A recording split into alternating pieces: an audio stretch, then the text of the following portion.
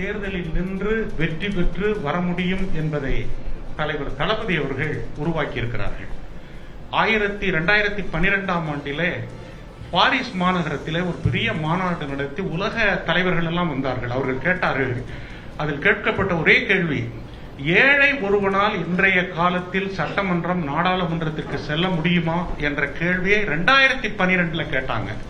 ஆனால் இந்த தேர்தல் பணம் இல்லாதவன், காசு இல்லாதவன் நம்முடைய தேர்தலிலே நின்று வெற்றி பெற்று செல்ல முடியும் என்பதை நிரூபித்து காட்டியிருக்கிறார்.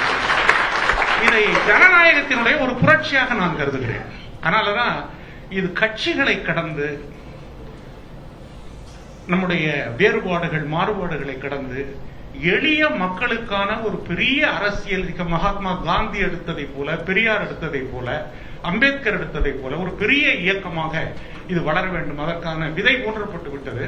எல்லாரும் ஒருங்கிணைந்து செய்ய வேண்டும் என்ற முறையில் தான் நானும் இந்த இயக்கத்தில் இணைந்து இந்த பொதுவுடைமை என்ற கொள்கை, அதனுடைய வேர்கள் மேலும் பலப்படக்கூடிய விதத்திலே வெற்றி கழகத்தில் இணைந்து செயல்படுகிறேன் என்கின்ற அந்த உறுதிப்பாட்டை எடுத்திருக்கிறேன் என்பதை மகிழ்ச்சியோடு உங்களுக்கு நான் தெரிவித்துக் கொள்கிறேன். நன்றி, வணக்கம்.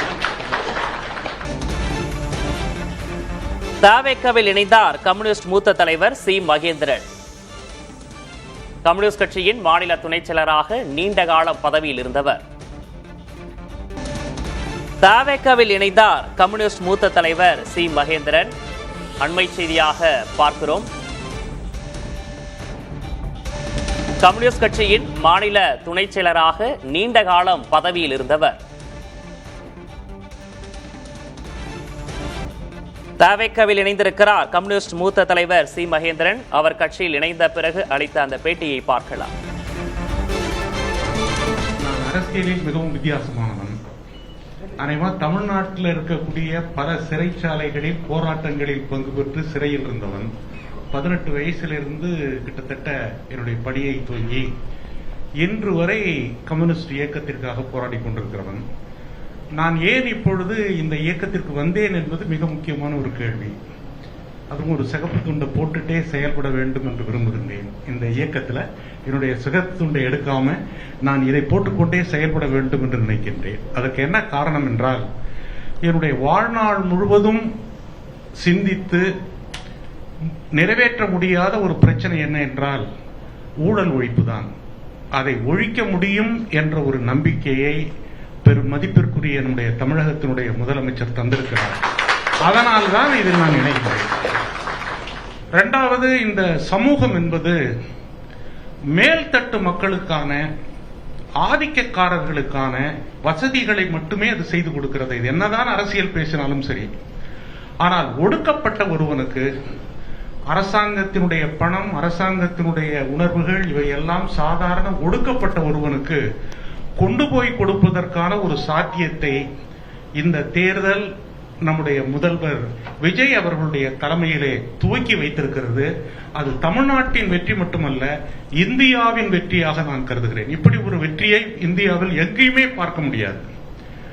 நான் என்னுடைய அரசியல்ல நான் ரொம்ப வியந்து பார்த்த ஒரு விஷயம் என்னன்னா, இந்த தேர்தல் ஜாதியை ஒழித்திருக்கிறது. ஒழிக்க வேண்டும் ஒழிக்க வேண்டும் என்றார்கள், ஒழிக்க முடியவில்லை. ஒழித்து காட்டியிருக்கிறது. மதத்தை ஒழித்திருக்கிறது. ஏழை பணக்காரன் என்ற வேறுபாடுகளை போக்கி இந்திய ஜனநாயகத்தில் ஒரு சராசரி குடிமகனும் தேர்தலில் நின்று வெற்றி பெற்று வர முடியும் என்பதை தலைவர் தளபதி அவர்கள் உருவாக்கியிருக்கிறார்கள்.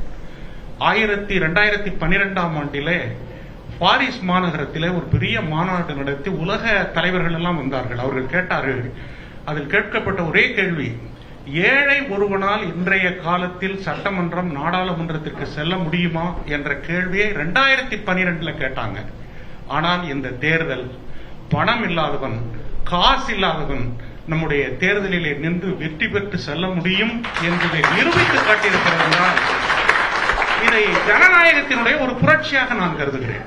அதனாலதான் இது கட்சிகளை கடந்து,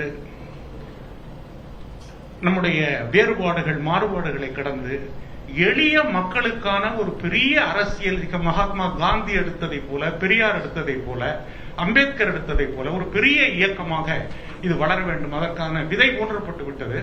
எல்லாரும் ஒருங்கிணைந்து செய்ய வேண்டும் என்ற முறையில் தான் நானும் இந்த இயக்கத்தில் இணைந்து இந்த பொதுவுடைமை என்ற கொள்கை அதனுடைய வேர்கள் மேலும் பலப்படக்கூடிய விதத்திலே வெற்றி கழகத்தில் இணைந்து செயல்படுகிறேன் என்கின்ற அந்த உறுதிப்பாட்டை எடுத்திருக்கிறேன் என்பதை மகிழ்ச்சியோடு உங்களுக்கு நான் தெரிவித்துக் கொள்கிறேன். நன்றி, வணக்கம்.